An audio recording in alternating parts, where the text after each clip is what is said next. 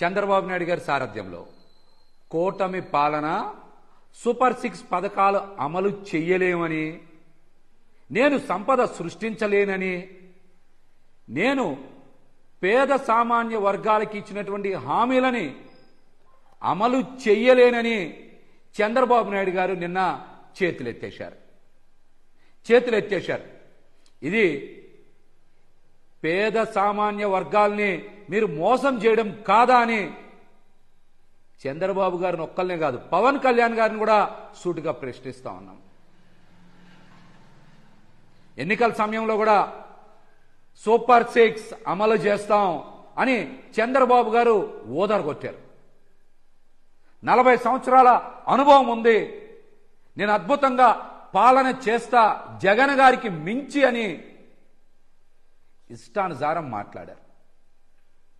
వీరితో పాటు పవన్ కళ్యాణ్ గారు కూడా సూపర్ 6 అమలు చేయించే బాధ్యత నాది, నన్ను నమ్మండి, కూటమికి మద్దతు ఇవ్వండి, ఓట్లు వేయండి అని ఆయన చంద్రబాబు గారితో కలిసి ప్రచారం చేశారు.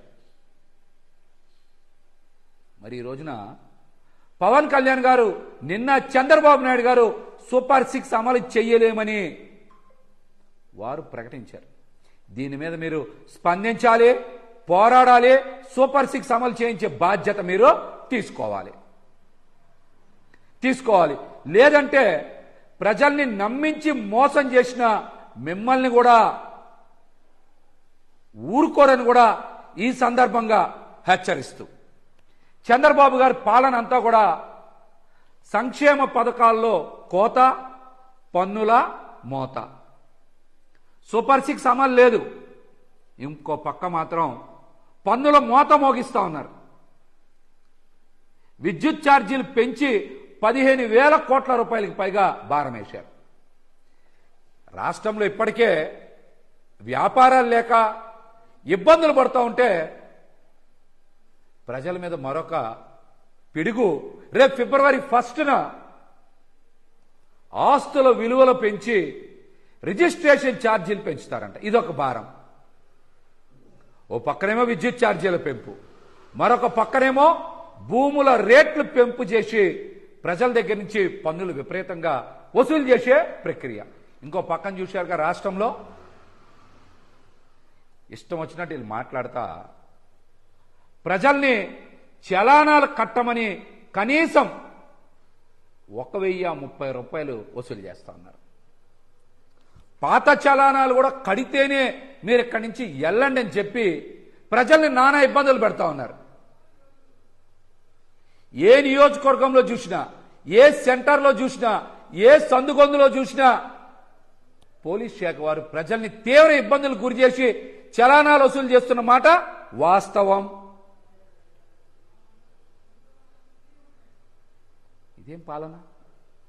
ఇదేం పాలన?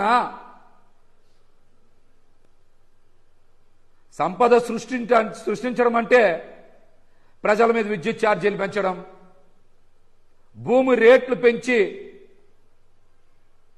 డబ్బులు లాగేయడం, చలానాల్ని ఇష్టానుసారం వసూలు చేయడం, ఇదా సంపద సృష్టి అంటే? నేను గతంలో కూడా చెప్పాను, 4-5 నెలల కిందట చంద్రబాబు గారు పవన్ కళ్యాణ్ గారు ఇద్దరు వచ్చి జగన్మోహన్ రెడ్డి గారి దగ్గర మీరు ట్యూషన్ చెప్పించుకోండి అని. నేను 4 నెలల కిందటనే చెప్పే మాట.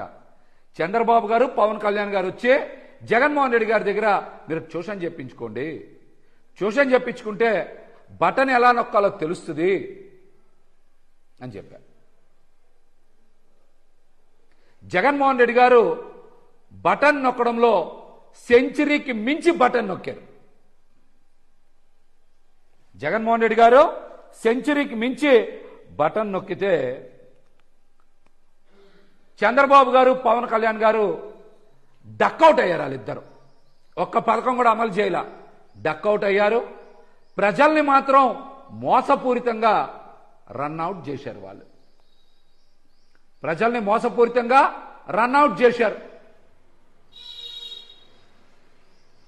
జగన్మోహన్ రెడ్డి గారు 135 సార్లకి పైగా బటన్ నొక్కారు.